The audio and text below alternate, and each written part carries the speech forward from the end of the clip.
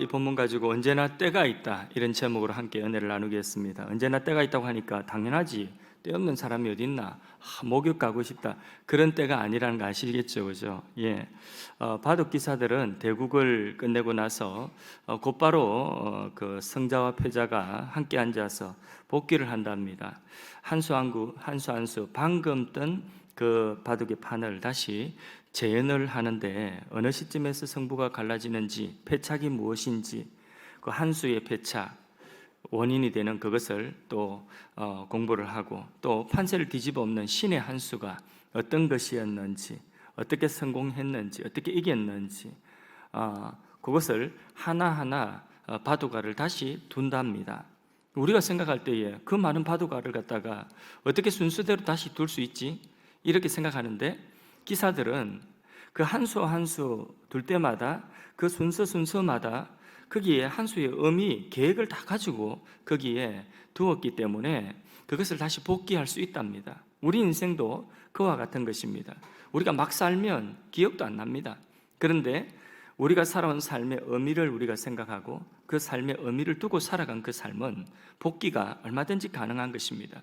신명기 말씀이 복귀하는 말씀이에요. 신명기는 광야의 생활을 다 거치고 이제 가나안을 건너가기 직전에, 가나안으로 넘어가기 직전에 요단강 앞에서 모세가 이스라엘 백성들에게 지나온 삶을 다시 복귀시키는 거예요. 그래서 신명기에 많이 나오는 말씀이 기억하라는 것이, 기억하라, 너희는 기억하라. 모세가 이렇게 이스라엘 백성들에게 기억하라고 하신 것은, 자세하게 지나온 광야의 삶을 복귀케 하신 것은, 뼛속 깊은 곳에 하나님께서 그동안 광야 생활 동안에 깨닫게 하신 그 교훈들을 그렇게 마음 깊은 곳에 새기고, 그 새겨진 교훈을 가나안에 건너가서도 그들의 후손도 그렇게 그 교훈을 새겨라 하신 그런 이유인 것입니다. 그래서 지금까지 광야 생활이 거듭 실패하면서 40년이 왜 이렇게 40년이라는 세월을 이 광야 속에서 보내야 했는가? 그 실패의 원인이 무엇인가? 거기서 배운 것은 뭔가? 하나님 의지하는 법을 배운 것이었습니다. 이제 요단강을 건너서 가나안 땅으로 들어갈 때인데, 그러면 새로운 시대가 열리는 것입니다. 그 새로운 시대, 이 가나안 땅에 들어갔을 때에 지난날의 그 실패의 교훈을 가지고 다시 기억하고, 그리고 다시는 실패하지 말고 새로운 시대를 잘 열어가라. 그러면서 지난날의 삶을 복귀시키고, 그리고 그것에서 얻는 중요한 그 교훈, 하나님을 의지하고 새 시대를 잘 열어가라고 하는 것이 바로 무엇이냐? 신명기의 말씀인 것입니다. 오늘 말씀 통해 첫 번째로 우리가 우리 마음속에 새겨야 되는 것은, 인생은 때가 있다는 것입니다. 인생은 요람에서 무덤까지, 봄, 여름, 가을, 겨울, 때가 있는 거예요. 지금 이제 가을이 온 것 같아요. 완전히 온 것 같아요. 그렇지 않습니까? 아침에도 우리 아이가 아빠 추워요, 이불 좀 덮어주세요, 이렇게 이야기하더라고요. 그러니까 벌써 이제 가을이 온 것입니다. 여름 옷은 집어넣고 가을 옷을 끄집어 내어 입어야 되는 것입니다. 집에서 오냐 하며 왕자 대우를 받으면서 내가 우주의 중심에 있는 줄 알고 그렇게 살아왔던 이 왕자들이 청년이 되어서 머리 빡빡 깎고 훈련소에 입소합니다. 훈련소에 입소할 때에 입고 있던 옷 다 벗어 똑같은 옷 입혀놓고, 그리고는 구별하는 건 뭐냐면 머리도 빡빡이고 다 구별이 안 돼요. 근데 하나, 번호, 이름도 아니에요. 번호. 그러니까 이 훈련병 번호 하나 딱 붙여놓고, 그리고 그 속에 뛰어 들어가면 이제 깨닫는 거예요. 이제 새로운 세계가 열렸구나, 신세계가 열렸구나, 새로운 계절이 왔구나. 그러면서 이 집에서 왕자들이, 지만 알고 살아왔던 얘들이 이제는 서로 부대끼면서 자기를 포기하고 그 큰 하나의 이 집단 속에서 하나의 자신의 역할들을 찾아가는 그런 훈련들을 하게 되는 것입니다. 취업도 그런 것입니다. 처음 취업을 할 때에 이제 새로운 세계 속에 들어가는 거예요. 그러니까 새로운 그 계절을 맞이해서 적응을 해야 되는 겁니다. 결혼도 마찬가지죠. 혼자 마음대로 살다가 이제 결혼을 해서는 서로 속박 속에, 그 구속 아닌 구속 속에 살아가는 것 아니겠습니까? 그렇게 인생의 새로운 시즌, 새로운 계절을 우리는 맞이하게 되는 것입니다. 그런데 그때에 준비가 되지 않은 사람들은 힘듭니다. 준비 안 된 사람들은 많은 경우 실패하는 사람들도 많이 있는 것입니다. 시니어들이 당한 현실도 다를 바가 없습니다. 안정적인 직장 생활 하다가 나이가 차서 일을 딱 그만두고 나면 당장 다음 날부터 모든 것이 달라지는 것입니다. 전에 경험하지 못하였던 그런 현실을 직면하게 되는 것입니다. 대기업에 임원으로 일하다가 그리고 딱 퇴직하고 나니까 곧바로 은행 가니까 등급이 달라져 있다는 거죠. 자기 등급이. 이게 현실이에요, 현실. 자, 이런 식으로 한 사람의 인생에 봄, 여름, 가을, 겨울이 그렇게 다가오고 때를 맞이하며 살아가게 되는 것입니다. 건강한 삶은 건강할 때 못 느꼈는데 근데 불치의 병, 난치의 병을 딱 안고 나면 그러면 이제는 이 병과 함께 살아야 되는 새로운 시즌이 열리는 것입니다. 그래서 전도서 3장 1절 말씀에 뭐라고 말씀하고 있느냐면 범사에 기한이 있고 천하만사에 때가 있다 이렇게 말씀하는 것입니다. 가정도 그렇고 교회도 그렇고 천하만사에 다 뭐가 있다고요? 때가 있다. 목욕탕에서 만나는 때가 아니라 요때 천하만사에 때가 있다. 그 모든 변화를 주도하시는 분이 계십니다. 봄, 여름, 가을, 겨울을 주시는 분이 계십니다. 그분이 누구시죠? 하나님이십니다. 그분이 하나님이시라고 한다면 우리가 그때를 도망가거나 피한다고 해서 도망할 때가 어디 있습니까? 피할 때가 어디 있습니까? 우리는 그런 때를 맞이해서 그때에 합당하게 하나님을 더욱더 신뢰하고 하나님의 뜻을 분별하여 붙들고 나아가면 되는 것입니다. 아무리 힘든 때라도 결국 지나갈 것이고 아무리 좋은 때라도 결국 영원한 것은 아니라는 것입니다. 그러므로 어려울 때는 더욱더 하나님 의지하면 되는 것이고 좋을 때는 교만하지 않고 자신의 겸손하게 그렇게 사명 감당하고 하나님 앞에 쓰임받으면 되는 것입니다. 그런데 우리가 지금 어떤 때를 지나고 있는지 자신이 지금 서 있는 이 자리에 자신이 지금 맞이하고 있는 이 시간이 어떤 때인지 그것을 분별하는 것이 매우 중요합니다.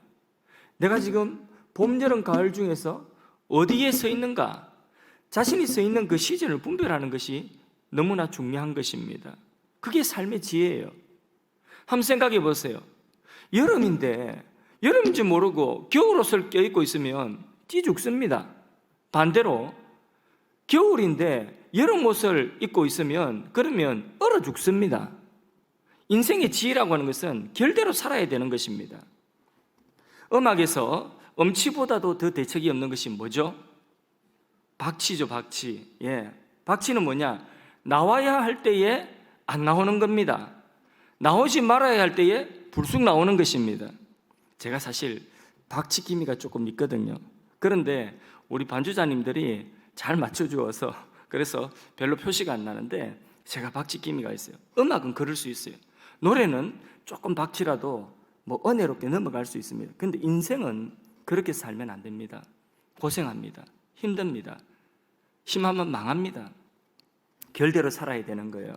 하나님 봄을 주셨어요. 그건 봄에 씨를 뿌려야죠. 씨도 안 뿌려놓고 봄인데 가을인 줄 착각하고 있는 거예요. 거두려고 하면 거둘 것이 있습니까? 이게 미련한 것입니다. 중요한 것은 일단 내가 지금 서 있는 이 자리, 내가 지금 만난 이 때가 어떤 때인가, 봄, 여름, 가을, 겨울 어떤 시즌 속에 내가 서 있는가 하는 것을 분별하고 그리고 그 때에 맞는 옷을 입는 거예요. 그 때에 맞는 선택과 집중을 하는 것이 우리 인생의 지혜인 줄로 믿습니다. 저는 영종도에 처음 목사 안수 받고 바로 올라왔습니다. 안수 받고 그 다음 날 안수 받고 그 다음 날 올라왔네요.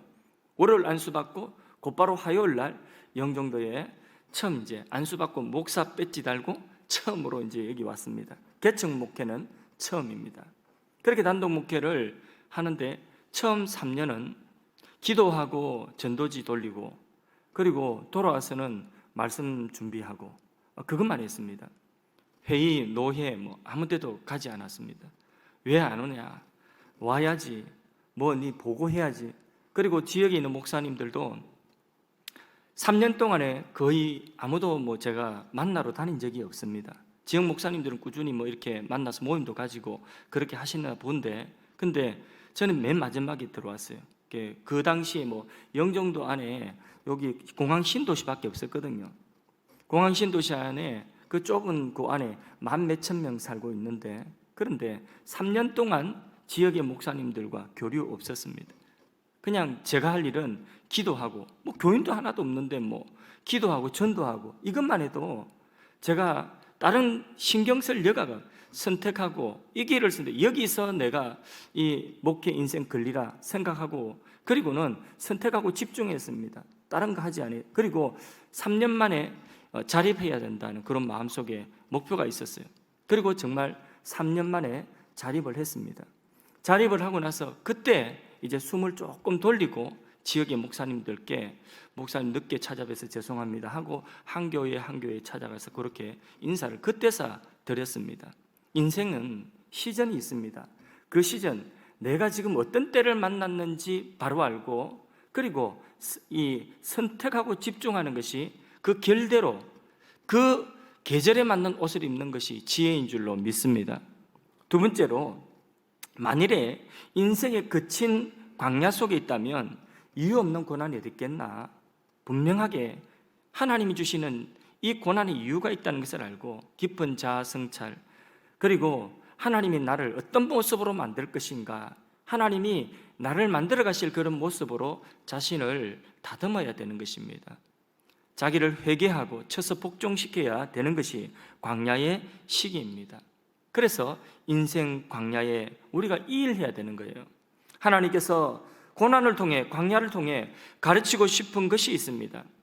그러나 대개는 어쩌면 빨리 이 광야를 벗어날까, 그것을 바라지만은 중요한 것은 광야를 벗어난다 할지라도 교훈이 없고 배운 것이 없다고 한다면 의미 없는 고생한 것입니다. 다시 그 광야가 자신의 인생에 그 시험을 통과할 때까지 또 찾아오게 되는 것입니다.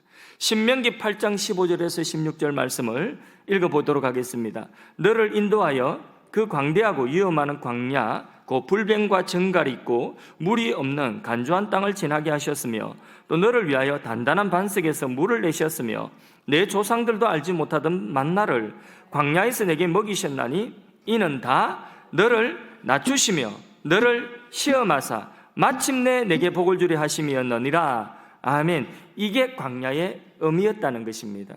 하나님이 너를 낮추시고, 하나님 광야가 아니면 이 이스라엘 민족의 이 고든 목을 갖다가 낮출 길이 없는 거예요. 얼마나 교만하고 얼마나 아직과 얼마나 자기 중심인지 이 교만을 낮출 길이 없는 거예요. 하나님 광야를 통하여서 자기를 낮추시고, 그래서 광야를 통과하지 않는 사람은요, 누가 한마디만 말해도 발끈해가지고 견디지를 못하고 그렇습니다. 그러나 광야의 경험을 한 사람, 그 인생의 광야를 경험하며 하나님께서 낮추신 사람은요, 그 사람은 발끈하지 않습니다. 쓸데없는 일에 성질 부리고, 그리고 쓸데없는 자존심 내세우지 않습니다.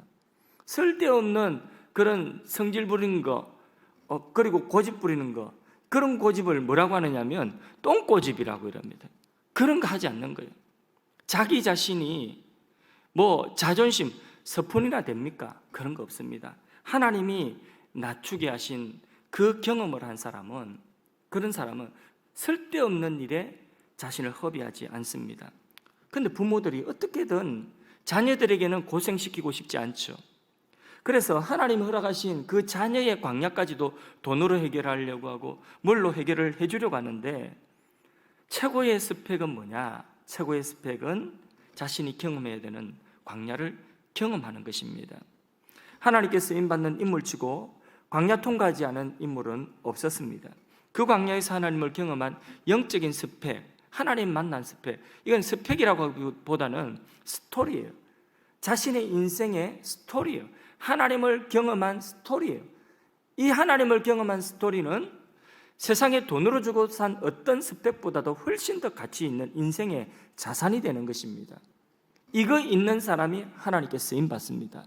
하나님은 세상에 어떤 스펙을 가진 사람을 쓰는 것이 아니라 하나님을 만난, 하나님이 낮추시고 하나님께서 만들어서 하나님께서 서게 하시는 그 사람, 하나님을 만난 그 스토리가 있는 사람을 하나님은 하나님의 일에 사용하시는 줄로 믿습니다. 여기 또 보십시오. 너를 시험하셨다고 했죠. 광야에서. 광야는 시험이라는 테스트예요. 그 테스트의 목적이 뭐예요? 시험하사 마침내, 이게 목적이에요. 마침내 뭡니까? 내게 복을 주려 하심이라. 그 복이 뭡니까? 가나안에 들어가게 하시는 거예요. 고3들, 고등학생들이, 이 고딩들이 왜 그렇게 열심히 공부합니까? 그 시험 치는 이유가 뭡니까?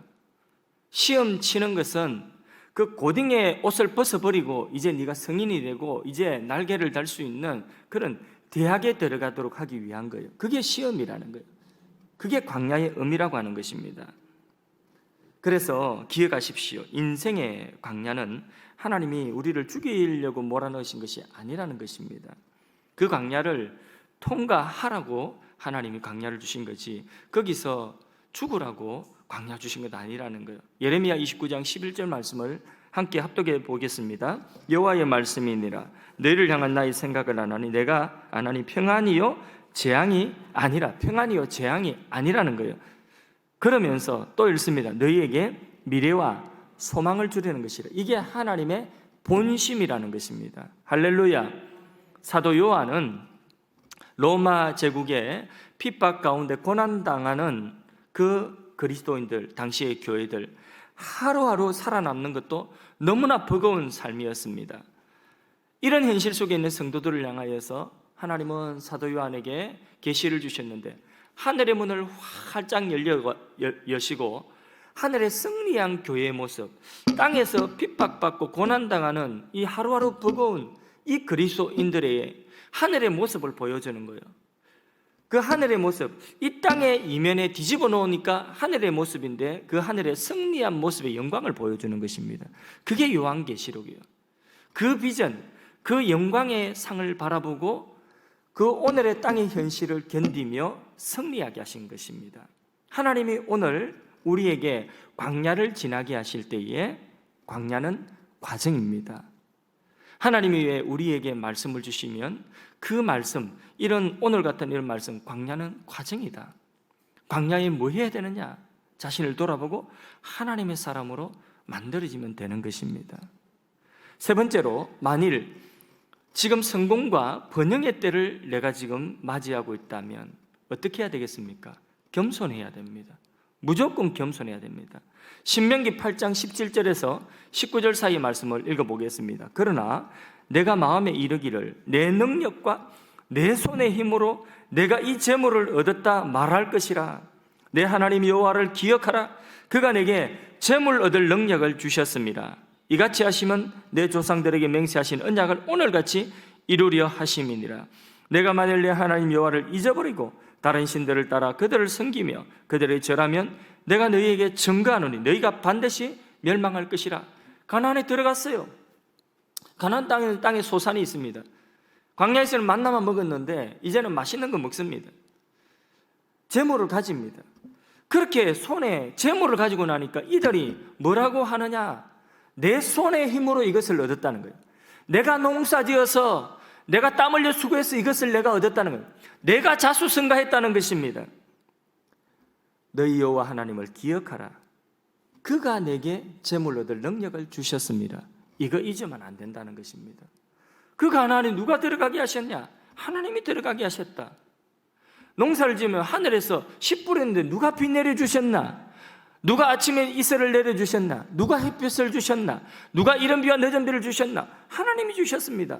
재물 얻을 능력을 하나님이 주신 것입니다. 이거 잊지 말라는 게, 그게 겸손이라는 것입니다. 근데 이거 잊어먹기 쉽다는 것입니다.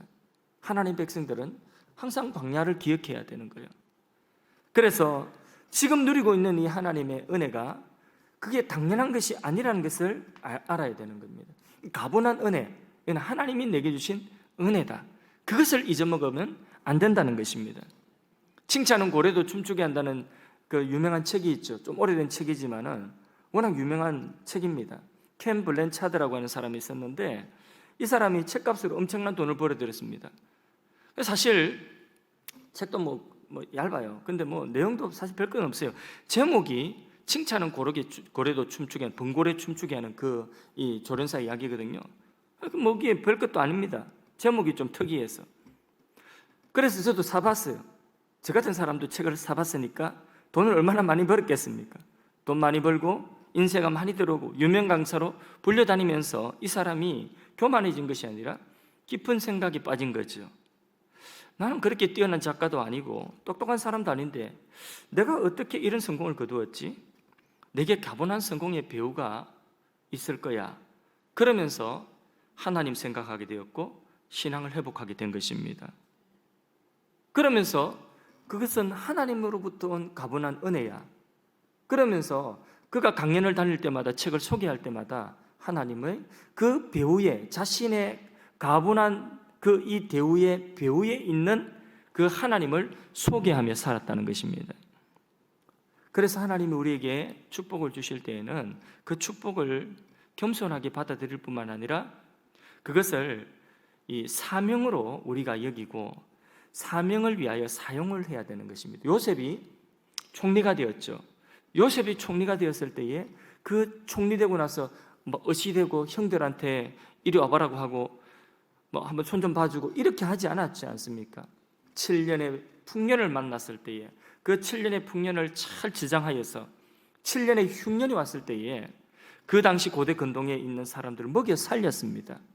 자신의 그 축복을 자신을 위하여만 사용하지 않고 겸손하게 그것을 하나님의 사명을 이루는 일에 사용했다는 것입니다. 하나님이 우리에게 남이 없는 것 주셨어요.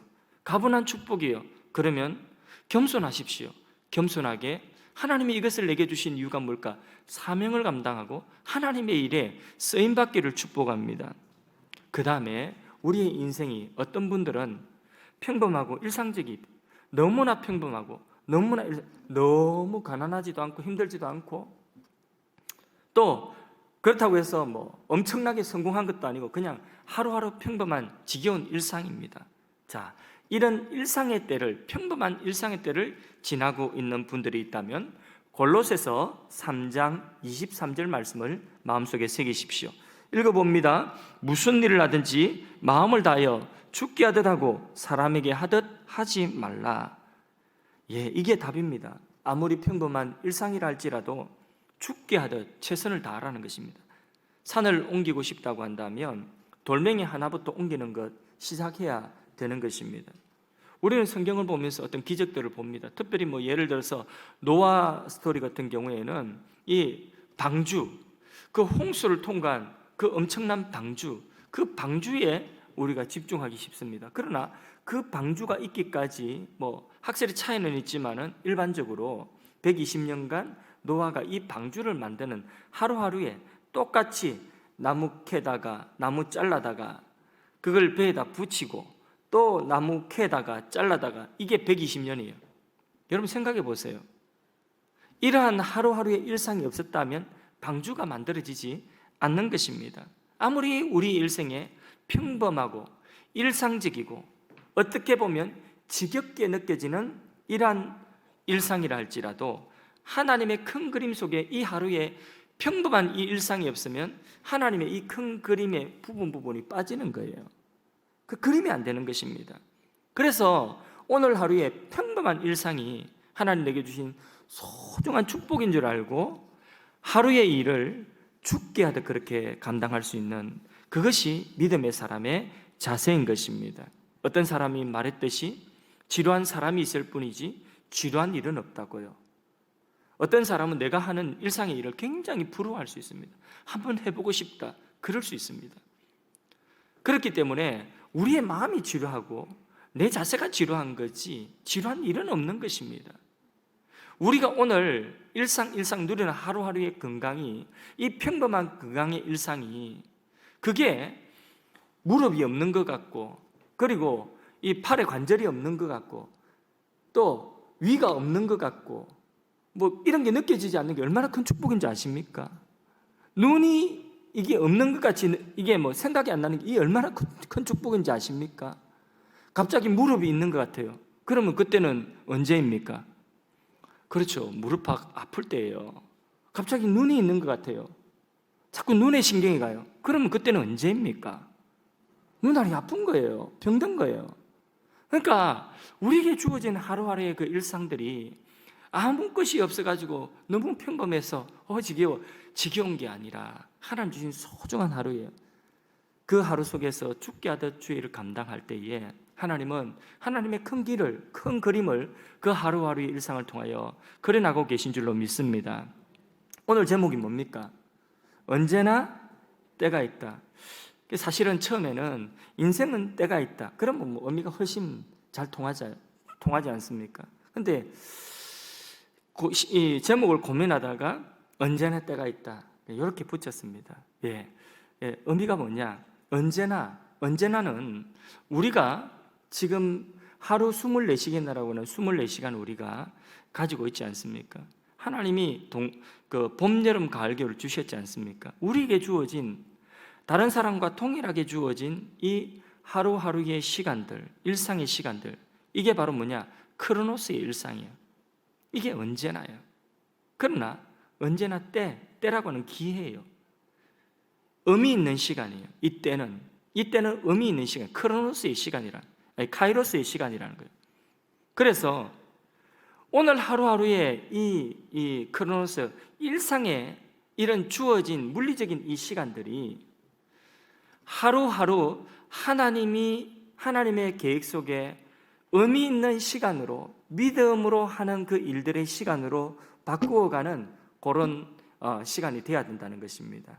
그래서 언제나를 하나님의 때로 바꾸는 것이 지혜인 것입니다.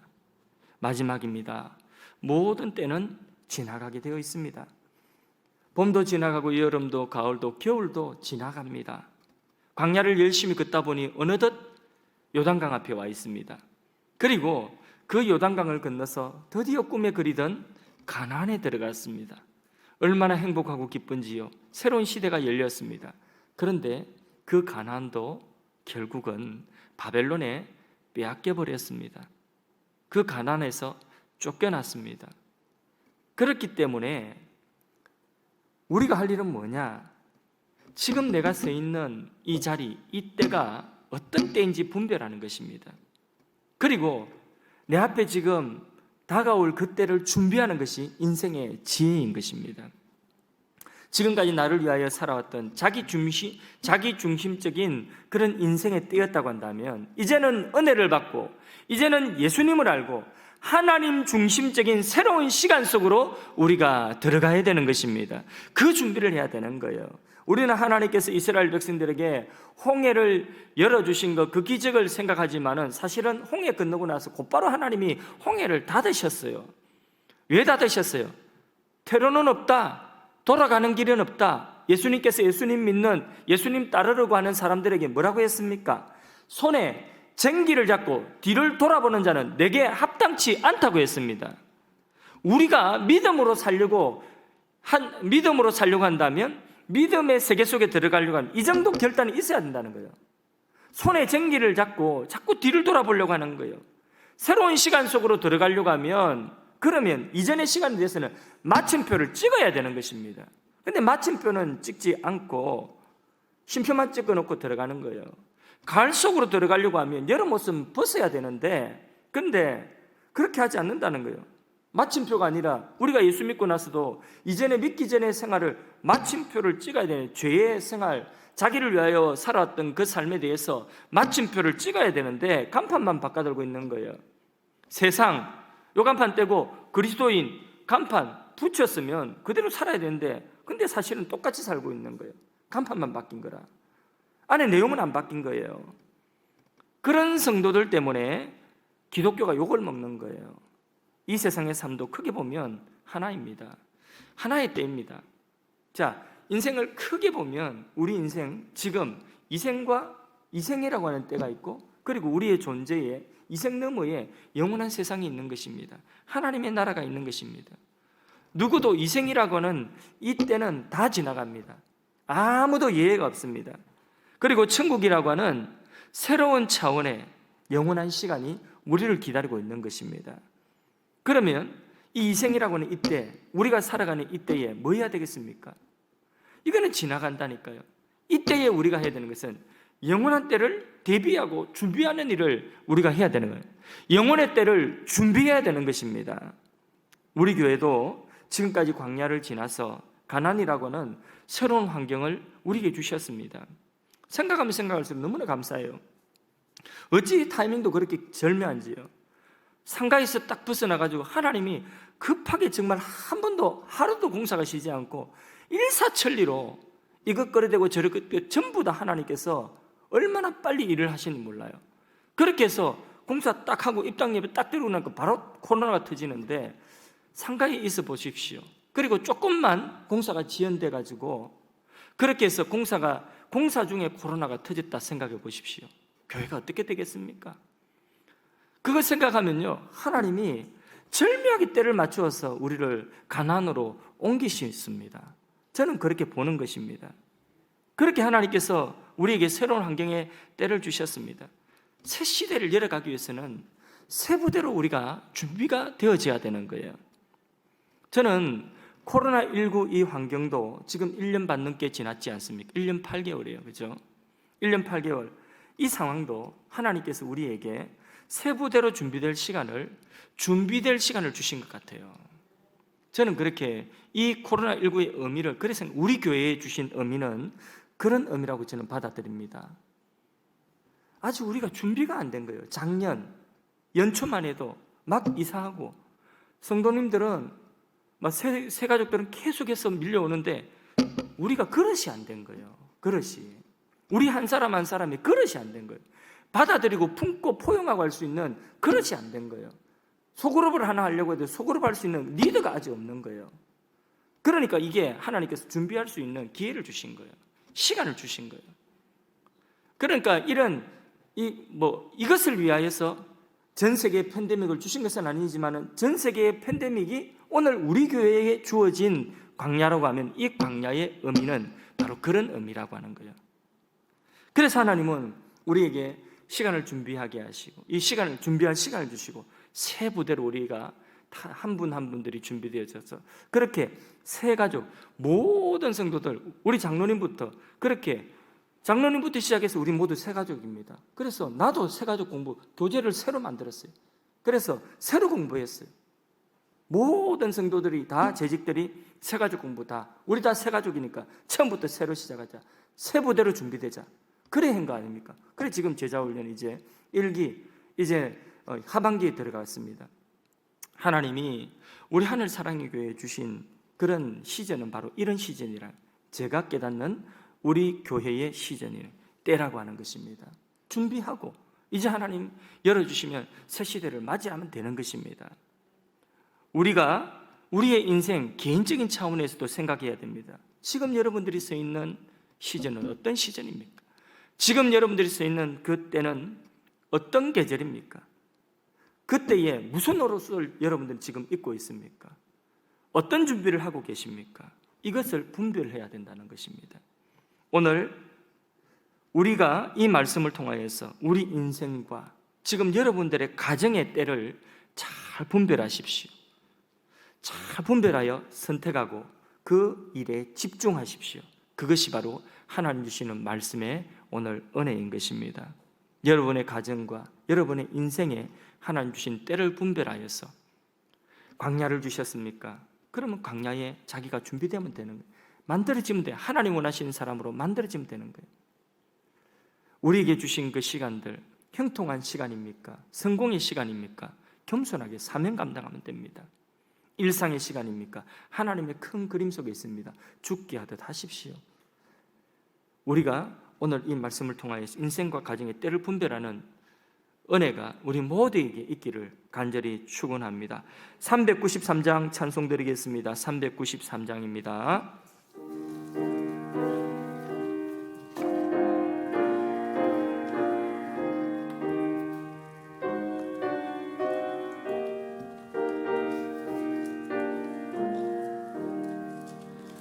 오 신실하신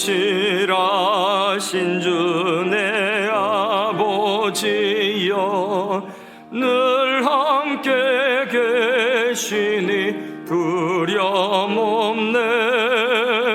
그 사랑 변찮고 날 지키시며 어제나 오늘이 한결같네. 오 신실하신 주, 오 신실하신 주, 날마다 자비를 베푸시며 일용할 모든 것 내려주시니 오 신실하신 주, 나의 구주. 봄철과 또 여름, 가을과 겨울, 해와 달 별들도 다 주의 것, 만물이 주 영광 드러내도다. 신실한 주 사랑 나타내네. 오 신실하신 주, 오 신실하신 주, 날마다 자비를 베푸시며 일용할 모든 것 내려주시니 오 신실하신 주, 나의 구주. 내 죄를 사하여 아니하시고 치우치니 오셔서 인도하네. 오늘의 힘내고 내일의 소망, 주만이 만복을 내리시네. 오 신실하신 주, 오 신실하신 주, 날마다 자비를 베푸시며 일용할 모든 것 내려주시니 오 신실하신 주, 나의 구주. 기도하겠습니다.